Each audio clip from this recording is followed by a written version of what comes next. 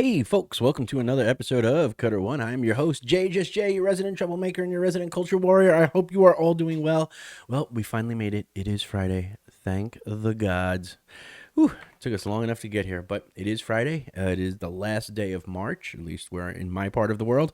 And yeah, that means that we have April coming up as of tomorrow. Which for me is special because it is the month of my birthday, as well as some of you other folks out there. Um, so yeah, so looking forward to getting into that, and it means like spring will be like we will be full steam ahead into spring. So that's always a plus. All right, folks, let's get ready. Oh, you might notice the green there. Yeah, I'm sort of a little like Army of the Dead sort of tribute. I don't know. I'll keep it there. I thought it looked cool, so I'll keep it there, and until I feel like changing it, and then I'll change it to something else and come up with some other lame ass tie-in. You know, to make it seem like I put a lot more thought into it than I really did. But anyway, let's get right into the article right here. This is coming to us from the good folks over at CBR.com, and it is from our good friend Ben Hardwick again. And it says, why Sauron was called the Necromancer before the Lord of the Rings. Sauron is referred to as the Necromancer a few times before the Lord of the Rings, and it stems from the dark magic he used on misguided spirits. Oh, now, speaking of dark magic and misguided spirits, I want to point out something very, very subtle, but I'll wait till we get to the end of the article. All right, so let's go for it. Before the events of The Lord of the Rings, Sauron spent hundreds of years rebuilding his strength in the abandoned fortress of Dol Guldur. When this is brought up in The Hobbit, Sauron is referred to as the Necromancer, a name that also appears a few other times in Tolkien's notes. Because of this, there's some confusion surrounding Sauron's necromantic powers and ability to raise the dead. Sorry, let me clear that. Okay. In fantasy writings, the term necromancer usually refers to someone who can communicate with the dead. But the modern day necromancer is somewhat different from classic fiction, as the popularity of games like Dungeons and Dragons painted the image of a dark wizard who raises skeletons from the ground as their minions. So the idea of Sauron being a necromancer has caused some debate in the fandom. Could Sauron raise the dead in The Lord of the Rings? Author J.R.R. Tolkien took the name necromancer from old mythologies, with the term necromancy being used in Greek tales of Odysseus visiting the realm of the dead. However, most uses of necromancer simply refer to someone who uses dark magic, not necessarily one who communicates with the dead. Thus, when Tolkien gave Sauron the name Necromancer, he was just referring to his evil powers in general, although that's not to say Sauron had no connection to the undead. The question of could Sauron raise the dead is not as simple as it may seem. On the surface, the answer is no. He had no power that could simply raise the dead from the ground. However, Tolkien made it clear that everyone in Middle-earth has a spirit, and that Sauron was able to commune with many of them at will. His loyal Nazgul servants are a prime example, as their spirits were trapped in the shadowy Wraith world of the dead, while their bodies were somewhat alive in the physical world. Therefore, the Nazgul could be seen as living dead, even if they never died in the traditional sense. I don't know if I necessarily agree with that. Sauron used spirits as his minions. Wights were shape-shifting phantoms who dwelled in the darkest places of Middle-earth. These creatures appeared dead with blue glowing eyes and skeletal hands, and are a prime example of undead serving under Sauron. While little is known about their origin, it's heavily implied that the Wights of the Barrow Down area were once men who succumbed to a plague and had their spirits trapped by the Witch King, who got his powers from Sauron. I would kind of want to point out to Ben that the Witch King was also a sorcerer prior to becoming the Nazgul. Okay. At least that's my interpretation of it. You guys let me know in the comment section down below. My interpretation was that the Witch King was actually a sorcerer prior to being given a ring of power and coming under the influence of Sauron and ultimately becoming a Nazgul, that he was already a sorcerer, and that was one of the reasons that he drew Sauron's attention. But anyway, I digress. There's even mention of Sauron tricking elven spirits before they pass on to, quote, the other side. Deceased elves were judged by Mandos, a godlike being who decides if a spirit is worthy of joining their kin. Those who are denied passage to the halls of Mandos were left adrift and often contacted by the Dark Lord himself. He would entice them with the promise of new bodies with the goal of binding them as a servant. While Sauron may not casually raise zombies during The Lord of the Rings, his title of Necromancer still works with modern fantasy. He surrounded himself with death and exploited any corrupted spirits he could find. Plus, he could be seen as a living dead himself, as he still returned after Isildur destroyed Sauron's body on the slopes of Mount Doom. Okay. Yeah, okay, so that's it. And again, that last paragraph, that while he couldn't casually raise zombies, the title still works because he surrounded himself with the dead. Okay, I don't have a problem with that. But then when you say he could be seen as living dead himself, as he still returned after Isildur destroyed Sauron's body on the slopes of Mount Doom. Ben, Mr. Hardwick.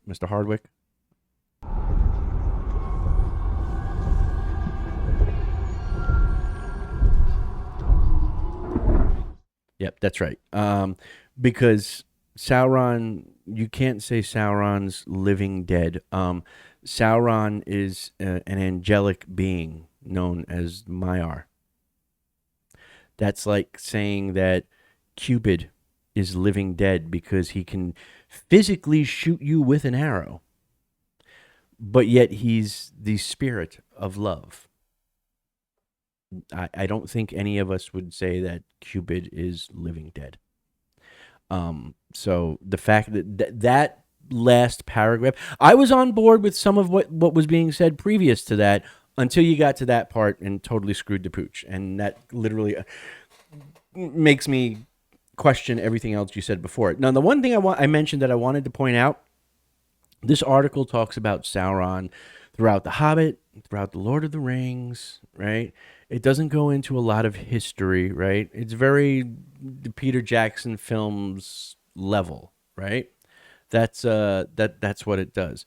However, I want to point out something, how subtle they are in the fact that in an article that's talking about Sauron that is not going back to the Second Age, it's almost exclusively just Third Age referenced material, The Hobbit and The Lord of the Rings. What do you see there?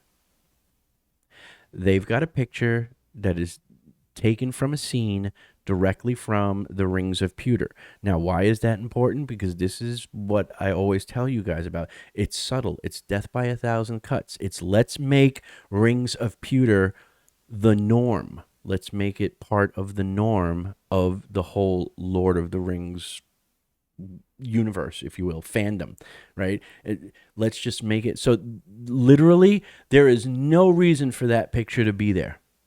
It does not relate to anything in the story. Now you say, oh, but Sauron and stuff like that. Yeah, but that's actually from when Sauron was actually still, Halbrand. Okay? It has nothing to do with Sauron as the Necromancer, which is what the article was about. Okay, so the fact that they put it in there, they're just literally linking. It's subconsciously linking Rings of Pewter to the rest of Tolkien mythology. That's literally the only purpose that image serves. I just wanted to point that out because it's like little things like that. Again, somebody with a media background, I see this stuff for what it is, and that's exactly what that is. That is making Rings of Pewter part of the norm when thinking and talking about Lord of the Rings. That's all that is. Anyway, I just wanted to point that out.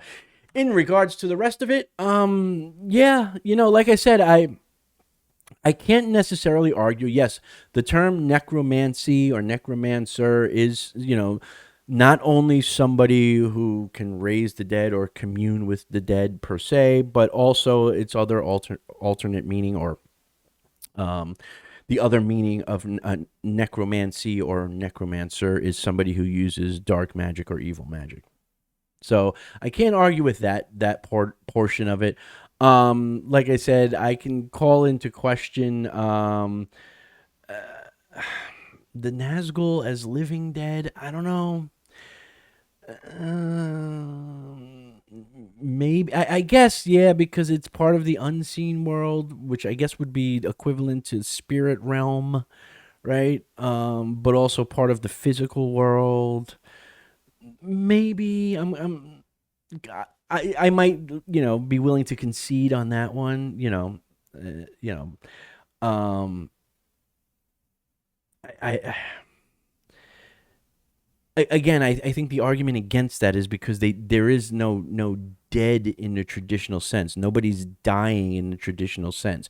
It's more like you're talking about your spirit and your physical body both existing but not being one and the same, so to speak. Now, depending on what your own personal spiritual beliefs are, generally modern people in today's day and age, we tend to believe that our spirit resides within our body, right? Um, so I guess you could say maybe they're kind of like living dead, like Nazgul, because if their spirit is partially in the unseen realm, while their physical body is still functional in the physical realm, in the seen realm, I guess, but there's nothing that's actually died, so I don't know if that qualifies as living dead. So, and definitely, again, that whole last paragraph about Sauron being a living dead, it just shows that you don't really know much about Sauron, right? Because, like I said, that's, it's like saying the archangel Michael comes down and, you know chops the head off of some evil tyrannical dictator and stuff like that. And then is, like, I don't know, burned in the sunlight or something like that. Technically, can an angel be living dead? Right? Because technically, an angel couldn't die, so you couldn't be living dead because you can't die. Right? You're sort of in between naturally. So, anyway, that's why I was on board with most of this article, except for that last paragraph about Sauron being technically living dead because, he came back after Isildur cut the ring from his hand, and it's like, it's a little bit more involved than that. He didn't just come back. You know what I mean?